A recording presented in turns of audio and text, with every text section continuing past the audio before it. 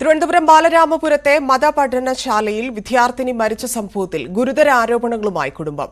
അസ്മിയെ അന്വേഷിച്ച് മദ്രസയിലെത്തിയ മാതാവിനെ അസ്മിയെ കാണാൻ അനുവദിച്ചില്ലെന്നാണ് പരാതി. 2 മണിക്കൂറിന് ശേഷം മകളെ കാണാൻ അനുവദിക്കാത്തതിനെ തുടർന്ന് ബഹളം വെച്ചപ്പോഴാണ് സംഭവം അറിഞ്ഞത്. ലൈബ്രറിയിൽ മകളെ ആത്മഹത്യ ചെയ്ത നിലയിൽ കണ്ടെത്തുകയായിരുന്നു. എന്നാൽ ഇത് ആത്മഹത്യ തന്നെയാണോ എന്ന് സംശയമുണ്ടെന്ന് ബന്ധുക്കൾ പറയുന്നു.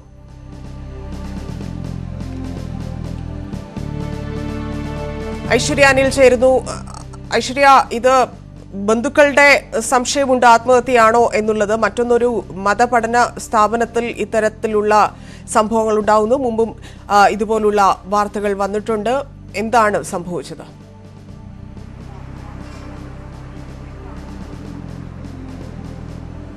ധന്യ, കഴിഞ്ഞ ശനിയാഴ്ചയാണ് ബാലരാമപുരത്തെ മതപഠനശാലയിൽ അസ്മിയ മരിച്ച നിലയിൽ കണ്ടെത്തിയത്. ആ സാഹചര്യത്തിൽ, അതായത് അസ്മിയെ മരിച്ച നിലയിൽ കാണുന്നതിന് മുൻപ് ഏതാണ്ട് 2 മണിയോടുകൂടി അസ്മി മാതാവിനെ വിളിക്കുകയും കാണണമെന്ന് ആവശ്യപ്പെടുകയും ചെയ്തിരുന്നു. തുടർന്ന് ഇവിടെ ജോലിയെല്ലാം ഉപേക്ഷിച്ച് ഈ അസ്മിയുടെ മാതാവ് ബാലരാമപുരത്തെ മതപഠനശാലയിൽ എത്തുകയും ചെയ്തു. പക്ഷേ അവിടെ ഏതാണ്ട് 1.5-2 മണിക്കൂർ കാത്തിരിക്കേണ്ട ഒരു സാഹചര്യമുണ്ടായി.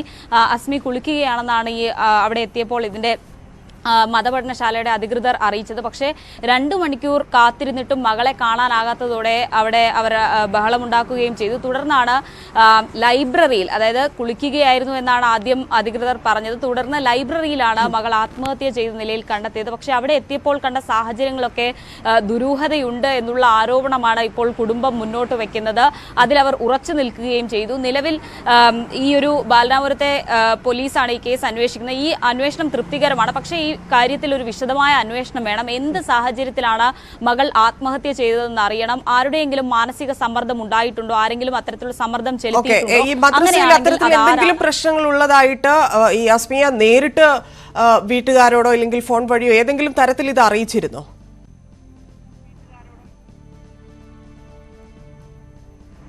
അത്തരത്തിൽ ചില ബുദ്ധിമുട്ടുകൾ ഉള്ളതായി അസ്മിയെ അറിയിച്ചതിനെ തുടർന്നാണ് അസ്മിയുടെ മാതാവ് അവിടെ എത്തിയത്. കാരണം അധ്യാപകരുടെ ഭാഗത്ത് നിന്ന് ചില മോശമായ അനുഭവം ഉണ്ടായി എന്ന രീതിയിൽ അസ്മിയ മാതാവിനെ വിളിച്ച് പറഞ്ഞിരുന്നു. തുടർന്നാണ് അസ്മിയുടെ അമ്മ അങ്ങോട്ടേക്ക് ചെല്ലുന്നതും അസ്മിയെ കാണണമെന്ന് ആവശ്യപ്പെടുന്നതും. അപ്പോൾ അവിടെ ഉണ്ടായിരുന്ന അധികൃതർ പറഞ്ഞത് ഇവിടെ നിന്ന് വിളിച്ചുകൊണ്ട് പോകണമെങ്കിൽ പോകാമെന്നായിരുന്നു. പക്ഷേ ഈ അസ്മിയുടെ അമ്മ പറഞ്ഞത് വിളിച്ചുകൊണ്ട് പോകാനല്ല വന്നത്, മകളെ ഒന്ന് കണ്ടാൽ മതി എന്നുള്ളതായിരുന്നു. പക്ഷേ അപ്പോഴേക്കും അസ്മിയ ആത്മഹത്യ ചെയ്ത നിലയിൽ കണ്ടെത്തുകയായിരുന്നു. എന്തായാലും ഇതിൽ ദുരൂഹതകൾ മറനീക്കി പുറത്തു വരേണ്ടതുണ്ട്. ഏത് സാഹചര്യത്തിലാണ് അസ്മിയ മരണപ്പെട്ടത്? അത് ആത്മഹത്യ തന്നെയാണോ? പ്രത്യേകിച്ച് ഈ കുടുംബം ഇങ്ങനെ ഒരു ആരോപണം മുന്നോട്ട് വയ്ക്കുന്ന ഒരു സാഹചര്യമുണ്ട്. അതായത് ഇത് ആത്മഹത്യയല്ല എന്നുള്ള രീതിയിൽ, അല്ലെങ്കിൽ ഒരു സംശയമുണ്ട് എന്ന രീതിയിൽ ഒരു ആരോപണം മുന്നോട്ട് വയ്ക്കുന്നത് വളരെ ഗൗരവത്തോടെ തന്നെ കാണേണ്ടതുണ്ട്. ഒപ്പം തന്നെ ഇവിടെ യാതൊരുവിധ സുരക്ഷാ ക്രമീകരണങ്ങളും ഇല്ല എന്നുള്ള ആരോപണം കൂടി ഈ മദ്രസയ്ക്കെതിരെ ഈ കുടുംബം മുന്നോട്ട് വയ്ക്കുന്നുണ്ട്. എന്തായാലും ഈ കാര്യത്തിൽ ഒരു വിശദമായ അന്വേഷണം വേണമെന്നുള്ളത് തന്നെയാണ് അസ്മിയുടെ കുടുംബത്തിന്റെ ആവശ്യം. ഈ പരാതി എവിടെയെങ്കിലും നൽകിയിട്ടുണ്ടോ? ഇപ്പോൾ എന്താണ് ഇനി കുടുംബത്തിന്റെ നീക്കം എത്തരത്തിലായിരിക്കും? കാരണം ഈ മതപഠന സ്ഥാപനമൊക്കെ സർക്കാരിന്റെ കീഴിൽ കൊണ്ടുവരണമെന്ന് കാലങ്ങളായിട്ട് ഇവിടെ പറഞ്ഞുകൊണ്ടിരിക്കുന്ന ഒരു സ്റ്റേറ്റ് കൂടിയാണ് നമ്മുടേത്. അപ്പം ഏതെങ്കിലും തരത്തിൽ എങ്ങനെ നിയമപരമായി നേരിടാനാണ് ഈ പാരന്റ്സ് ഉദ്ദേശിക്കുന്നത്?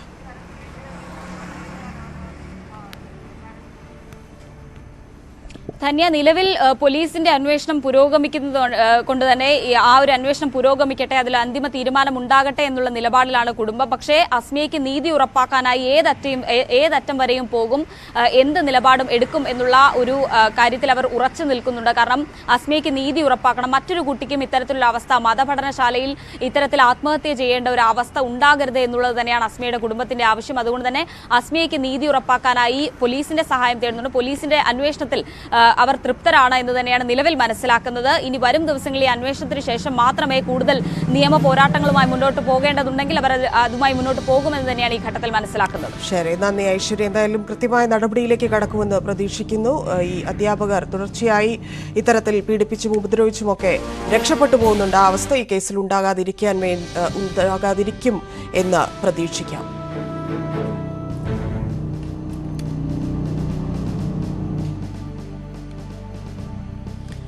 വിശദമായ അന്വേഷണം വേണമെന്നും ആവശ്യം, മദ്രസയിൽ സുരക്ഷാ ക്രമീകരണങ്ങൾ ഇല്ലെന്നും ഒക്കെയാണ് ആരോപണം.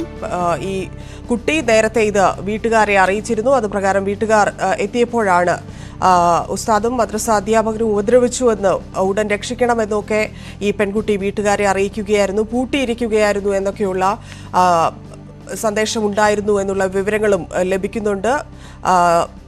17 വയസ്സുകാരിയാണ്. ഈ മതപഠന സ്ഥാപനങ്ങളിൽ ഇത്തരത്തിലുള്ള കേസുകൾ സമീപകാലങ്ങളിൽ നിരവധി ഉണ്ടായിരുന്നു. പക്ഷേ ഇതിൽ ആരൊക്കെ ശിക്ഷിക്കപ്പെട്ടു, ആരൊക്കെ ഈ കേസുകളിൽ നിന്ന് പുറത്തുപോയി എന്നൊക്കെയുള്ളതിൽ വിശദമായ അന്വേഷണം നടത്തുകയും ഇനി ഇത്തരത്തിലൊരു സംഭവം ആവർത്തിക്കാതിരിക്കാനുള്ള നിയമപരമായുള്ള നടപടികൾ സർക്കാരിന്റെ ഭാഗത്തു നിന്നുണ്ടാകുമെന്നും പ്രതീക്ഷിക്കാം. ഈ പെൺകുട്ടിയുടെ ആത്മഹത്യ ചെയ്തു എന്ന് പറയുന്ന പെൺകുട്ടിയുടെ ബന്ധുവിന്റെ വാക്കുകളിലേക്ക്.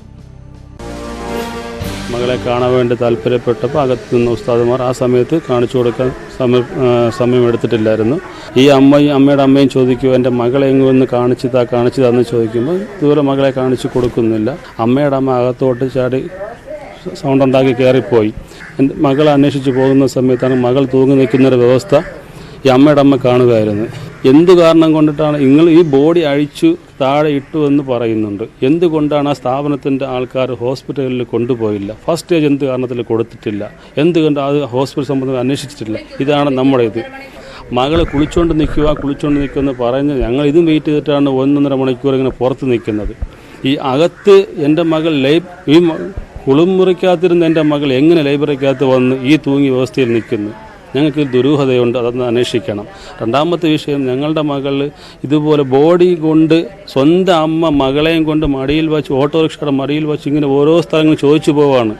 ഇവിടെ ഹോസ്പിറ്റലിൽ എവിടെയെങ്കിലും ഉണ്ടോ ചോദിച്ചുകൊണ്ടോ അങ്ങനെ പോകുന്ന സമയത്ത് പോലും ഈ അധികൃതർ എന്തുകൊണ്ട് ഹോസ്പിറ്റലിൽ കൊണ്ടുപോയില്ല? ഫസ്റ്റ് സ്റ്റേജ് എന്ത് കൊണ്ടുപോയില്ല? ആംബുലൻസ് ഇല്ലെങ്കിൽ തൂങ്ങിക്കിടക്കുന്ന ഒരു ബോഡി നമ്മൾ കണ്ടു കഴിഞ്ഞാൽ ആദ്യം ഇൻഫർമേഷൻ ചെയ്യേണ്ടത് അടുത്തുള്ള ഡിപ്പാർട്ട്മെൻറ്റ് പോലീസ് സ്റ്റേഷനിലാണ് കൊടുക്കേണ്ടത്. എന്തുകൊണ്ട് അതിർത്തി പോലീസ് സ്റ്റേഷനിൽ പരാതി കൊടുത്തിട്ടില്ല?